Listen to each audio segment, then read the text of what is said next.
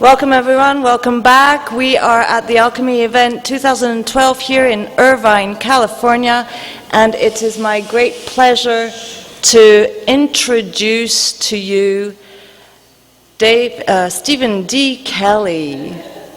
Steven D. Kelley. Steven is an inventor, laser pioneer, writer, and public speaker. He's worked in defense industries, founded his own company, produced laser aiming systems used by law enforcement and military. He's worked and contracted for NSA, CIA, and other companies in the business of the A's, including Templars and Bilderbergers. The results of these experiences led him to develop his own psychic skills, but tonight we are going to hear some never-before-revealed super-duper information about secrets. Here's Steven D. Kelley.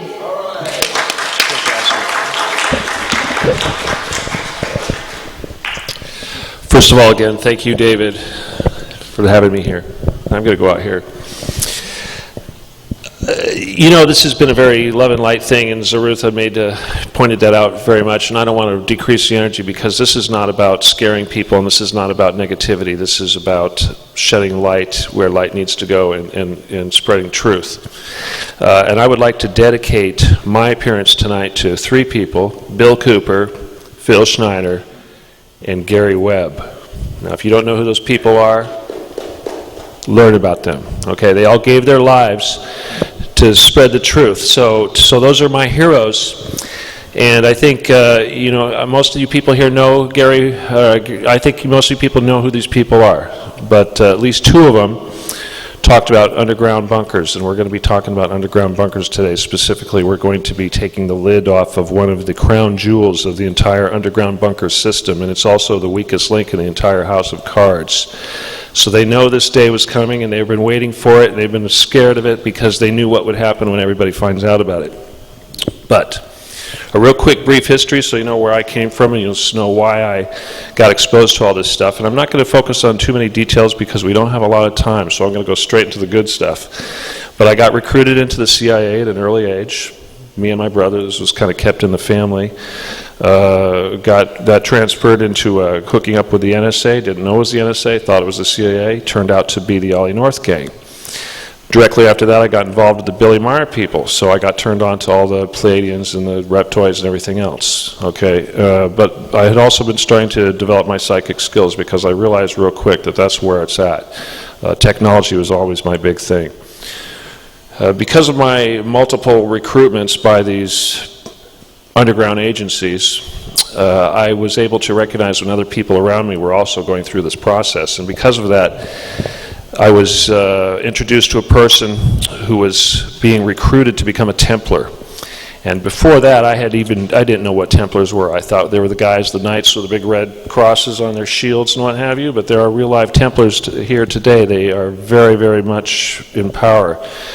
Again, this is a dual polarity system, so when I say it's one group, it's actually more. It's almost like two sides of the same coin. Entities that, and we won't name names, but entities that historically seem to be polar opposites and enemies. In reality, they work side by side. Okay, they go to war and they appear to be enemies. It's not the case. It's all a big farce. It's usually done to generate lots of bloodshed and lots of misery. But real quick, the people that I was dealing with were local here in LA, and one of my handlers, I had several handlers that, by the way, is there any CIA here today? Any CIA? NSA? Homeland Security? Homeland Security? No? Okay, good, all right. Okay, if anybody charges me, come on, tackle them for me, please. Anyway, you guys ready for this? How many people have been to the Getty Museum? And I'm not talking about the one in Malibu, I'm talking about the one on Santa Monica Mountain. Okay? You notice anything funny about that place? It's kind of funny, huh? You got to take a tram to get up there. You can't park anywhere near it. Kind of looks like King Solomon's temple, doesn't it? Looks like something right out of ancient Jerusalem, huh? How about that Travertine marble covering every square inch of it? You notice that? 4-inch thick Travertine marble. Think about that. What is Travertine marble? It's like one of the hardest substances on earth. It's natural ballistic armor. The entire building is bulletproof. You know, I've got some photographs here that I took, and I'd love to show you these photos, but legally I can't, because that would constitute a copyright violation. But you know what? I can say anything I want about those guys because they have to prove it's false. But bear in mind that when I learned about this, and I'll tell you how we learned about it, I thought I was going to get killed immediately. And this is not the first time that I've been through this, had this feeling. When I was messing around playing footsies with the NSA people, I thought for sure they were going to kill me. Okay? Other times I thought I was going to die. And if they don't kill you in about a year, you figure you're going to survive. You know, if a year goes by and they haven't killed you, oh, I guess I can take the body armor off. They haven't got me yet. But when I found out about the Getty, and I'll tell you how we did it. We were dealing with a guy that was being recruited, and we kind of figured out something funny was going on. So we hooked up with this remote viewer, really gifted remote viewer, and this person was actually in New York. Okay, and decided to go downstairs and take a look. Now I'm going to describe to you exactly what this remote viewer told me was down there, and I'm going to also describe to you the reaction of the remote viewer, because it was so shocking that that person never wanted to talk to us again. Okay?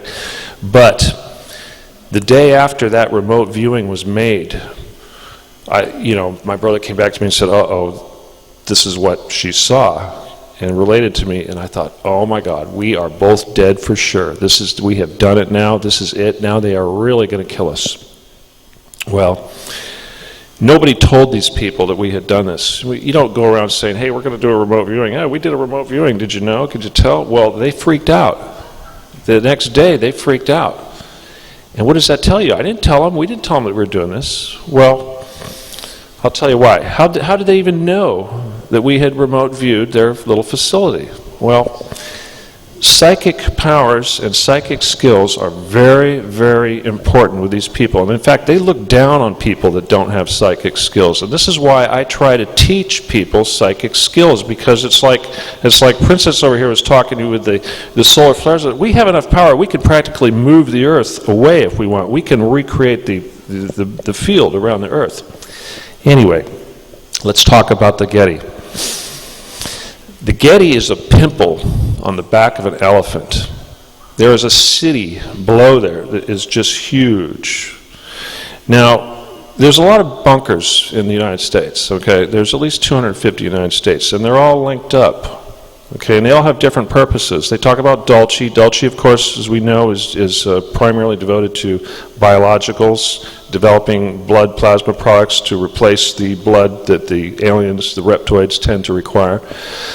Denver Airport, we all talk about Denver Airport, that's devoted to aviation. Montauk, of course, is East Coast Star Wars. And they're all over the place. We know about Edwards Air Force Base, Area 51, of course, everybody knows about that. That's a research and development site. Well, every single one of these things are hooked up by a tube train. Now, the thing about this is that they go over state lines, okay? And they'll go over international lines. So in other words, there is no sovereign government involved with these people. This is an underground government, truly an underground government, and they go back to the Magna Carta. They trace back to the Magna Carta. If you want to know what they operate under, it's Magna Carta. And there's two versions of the Magna Carta, one for the common people and one for the nobles. They follow the one for the nobles because they are the Templars. If you read the Magna Carta, you'll see that they essentially divide up the world, and every one of them has to give 20% to the crown. Okay, and the crown doesn't physically take possession, but they always own it. And now this is interesting about the crown, because I'll tell you, when the Getty Museum was completed, back in, I think it was roughly 2000, the Queen of England gave J. Paul Getty a knighthood. Now what did he do to deserve a knighthood? He built the nicest castle that anybody ever seen underground. Now I mean, we're talking plush. This thing, think Caligula, think Imperial Rome, think gold-plated, think everything covered in marble and lapis and just incredible. Okay, and remember, the Getty is a museum. It's also the repository of Western culture. This is what their job is. It's kind of like Noah's Ark, okay? And they think we're going to save all this artwork. And they also think the Vatican keeps art there. And you think, why would they do that? Well, you know, these guys are thinking that something bad is going to happen. Well, you know, the thing is, like the guy that was up here saying, oh, well, the elite have their thing and the steerage class have their thing. Well, I'll tell you, this is the thing about these elitists. And I'm going to talk more about the Getty, but I'm going to tell you a little bit about the power structure and how these people think. The richest, think of the most Bill Gates type person, Warren Buffett, you know, these kind of type of people. Okay, they may be like kings of the earth, but there are always people above them. And when it comes down to this whole bunker thing, they have a status level. The lower levels, they get to go to an island in Greece, the Azores. They send them off to the Azores. The second step up, they get to go into the bunkers. Okay, the levels above those guys, they get to go to the moon. The level above that, they get to go to Mars. And you know, it's like, you know, you think, oh, I'd like to go to Mars. And they're like, you're not cool enough. You're never going to get to Mars. I mean, it's incredible. And it's elitism on top of elitism on top of elitism. And it's not just the humans, you know, because it's what's above the humans? Fourth density entities, the reptoids, the gray guys, and what have you. So half the time underneath these bases, you have the aliens just directly underneath that. Okay. Well, you know, if you get to you look at the chain of command, and I had to dig. I want to know. I want to understand, you know, the motives. Where does this go? You know, who reports to who? You take your trilateral commissions, your CFRs, your Templars, your Masons, your Illuminatis, your whatever. It's all like a big corporation of tentacles, and it works its way up. What do you think is on the top of that pyramid? Anybody want to venture a guess? What's at the top of that pyramid? Satan?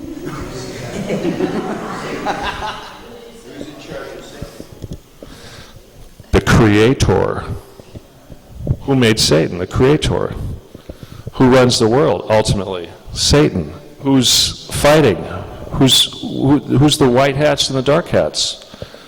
You know, we talk about Nibiru, we talk about the Anunnaki. Well, you know what? I've heard that the Anunnaki have gone good. I've heard that they've found Jesus. I've heard, you know, in the metaphysical community, we talk about ascended masters. And we have Sanada, Jesus, right? Well, what's his title? What is he as the Ascended Masters? He is the galactic commander of the Federation. He's like the big boss of all these guys. I don't know. I'm Christian. It works for me, I guess. I can, you know, I don't have a problem with that. So, you know, the Christian people, they go, oh, I don't see, how can you believe in aliens and believe in Jesus too? It's like, well, they work for him, you know. So if you could accept that the bad guys are ultimately working for Satan, then why can't we think that the good guys are ultimately hooked up to Jesus? And if you don't believe in God, the Creator, or the deity like that, well, think of it as source. And we all come from source. Okay, so ultimately, we're all still source. Okay, back to the Getty. Me? Huh. Now, I'm going to talk about me. I'm going to keep talking about the Getty because this is what's important. This is what I'm here for. We can talk about me some other time.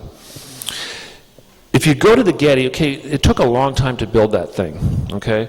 And it has a foundation that was the largest concrete pour, continuous pour of concrete ever. Now, I don't know how thick it is. It's probably like 8 feet thick or something like that. And it's massive. It's just a big old block of concrete sitting on top of this mountain. And the Getty, the entire Getty is built on top of that. Okay? Now let's take a little ride up the tram. We're going up the tram. We're looking at all the manicured bushes and all the cameras everywhere. Cameras everywhere. You're like, wow, there's cameras upon cameras upon cameras. There's cameras watching the cameras. You know, you get up to the tram, you get out. The tram, it dumps you out on this side of the tram. Well, if you go, and they do this on purpose, of course, but if you go around to the front of the tram, right here, and don't go up the stairs up to the museum, that's up there. You go around here, there's a little door here, a little entrance. You go that way, and then you turn right, and there's a narrow walkway. It goes back to the security entrance. Now, there's a narrow walkway for a reason. It's called a kill zone. With travertine pillars. So, you know, remember, this is a fortress. They think tactics. They're thinking about people invading, okay, trying to get into their, you know, and ultimately, this is why I'm telling you this stuff, is because this is the doorway into the system. And, you know, there's, LA has, 10 million people, something like that? You don't think that they're a little concerned that a million Los Angeles people might decide that they want to take refuge in their little bunker all at once? What do you think they're going to do? Well, okay, back to our little tour. You go down this little walkway. They haven't shot you, you know. You go into the security area. All kinds of security people. Lots of hallways. Big doors. Okay, you're at the very back in this big long thing. You can go down. There's all sorts of art. You know, you think there's a lot of art in the museum? My God, you should see the art that's below the museum. They have rooms of paintings. They're just stacked up. It's a vault. They're not trying to show the art off. They're trying to protect it. They're trying to preserve it. You know, this is Noah's Ark for the art in the Western culture. Anyway, you get past all that. You might pass by the armory. They have a room filled with machine guns. And you think, it's a museum. What do they need an armory for? What does a museum need hundreds of M16s and stuff just sitting there ready to go? And then another thing you notice, the people working there. One thing I noticed, they got these no-neck dudes walking around like that with his thighs like hams, you know. It's like, God, that guy looks like he's fresh out of the military, and you see these guys all over the place. And you think, wow, their personnel sure look like they're a bunch of retired military NSA people. Well, it's because they are. You know, when I go there, they follow me everywhere I go. You know, and I'll tell you, here's an example. Here is just for the doubters, this is a parking ticket dated, I don't know, something 2000, and I can't even see without my glasses, but essentially it says 1030, okay? And you notice there's a blue EM, stands for employee. You know, how did I get an employee parking pass? Because I was on the list. The museum, you can't even get in the parking lot until 11 o'clock. They let me in at 10:30. Hillary Clinton didn't get treated this well. Seriously, I saw it before she did, you know, and she wanted to, and she's one of them. She's a caver. Here's a little news clipping. This is about Prince Andrew. Remember him? You know, Prince Andrew. That was a while back. He flew into Edwards Air Force Base, okay, and because they said, well, he's a military guy, he used to fly aircraft, and he's going to check out the aircraft. And also, Queen Elizabeth had allegedly loaned some of her Raphael pencil drawings to the Getty. So he was going to go visit the Getty on behalf of his mother and look at his mother's pencil drawings, like he'd never seen them before or something, you know. Okay. Well, so he stops over there at Edwards Air Force Base prior to his little trip to the Getty. Well, why do you think he went to Edwards Air Force Base first? He rode the train. He went to Edwards, he went down in their little base. Here's the tube, let's take the tube to the Getty. I mean, if you're going to debut the greatest castle ever constructed on Earth, and this is a gift to the queen and the crown, the queen's going to send her son to go check it out and cut the ribbon. You know, that's what he did. So he takes the tube, goes to the Getty. You know, they probably have a limo driving or a jet. Says, oh yeah, the prince was on the jet. Yeah, bullshit, he took the tube.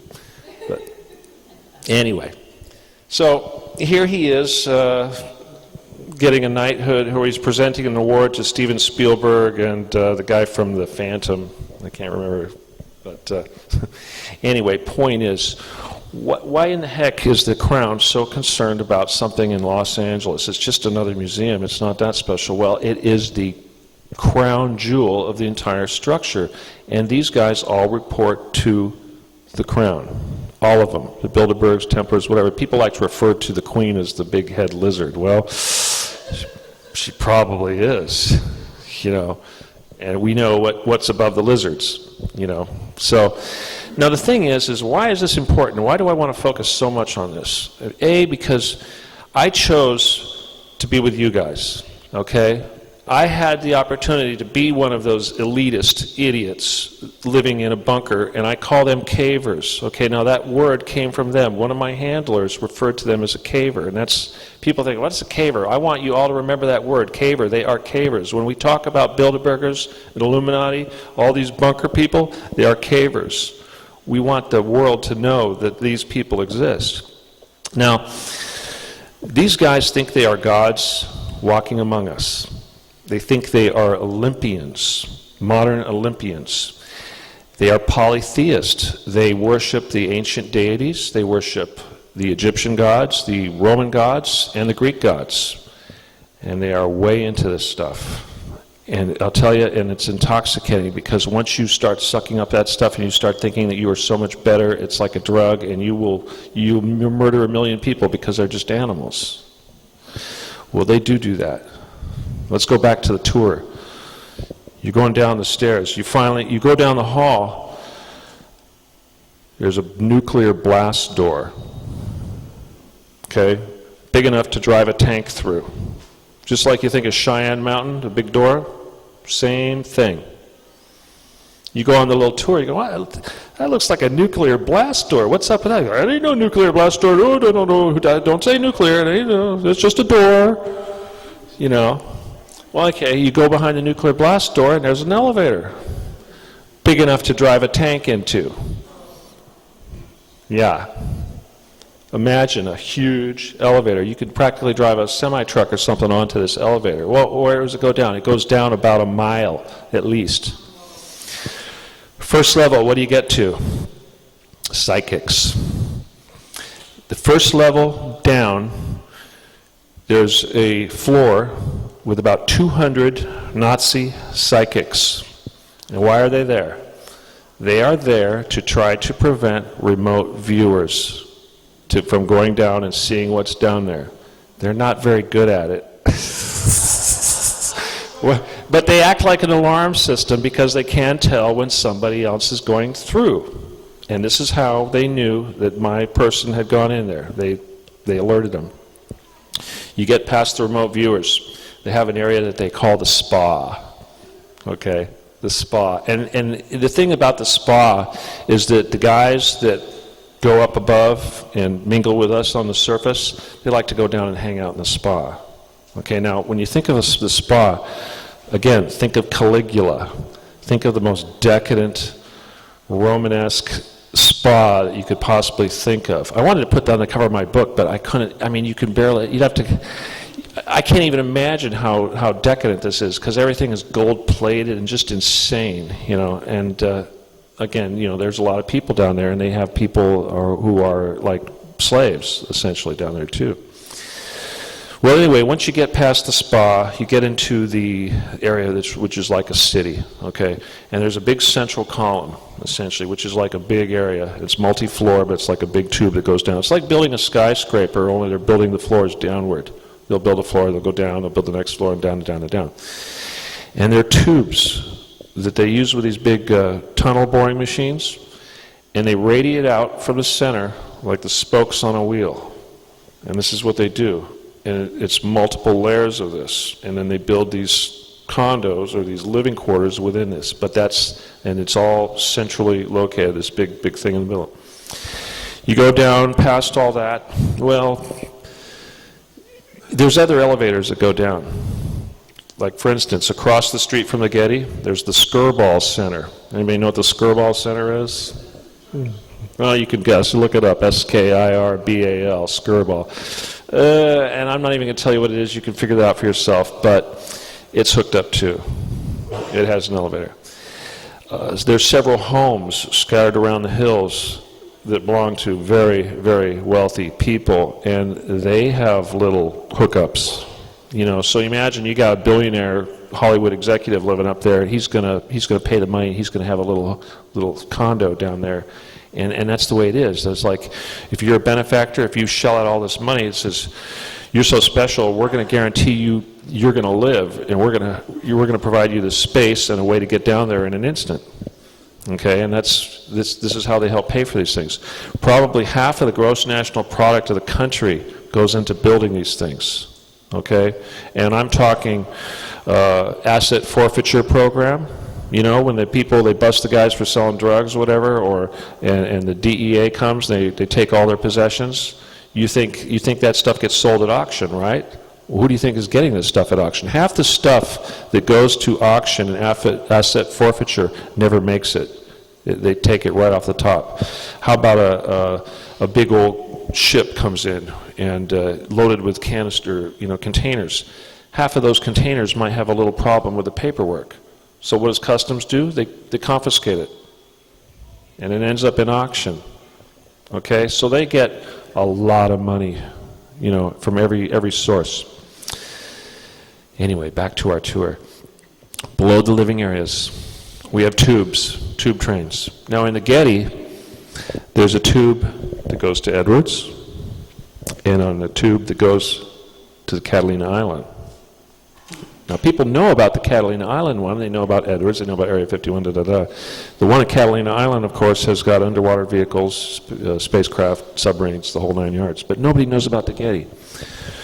Well, the thing is, most of these facilities are built in areas controlled by the military, or in airports where you've got law enforcement, you've got protection, they can't get to it. Somebody mentioned the one here in Irvine.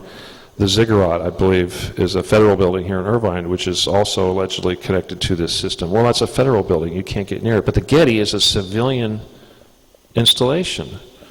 You can go up there, you could walk around, you could look at it, you can get within feet of the elevator.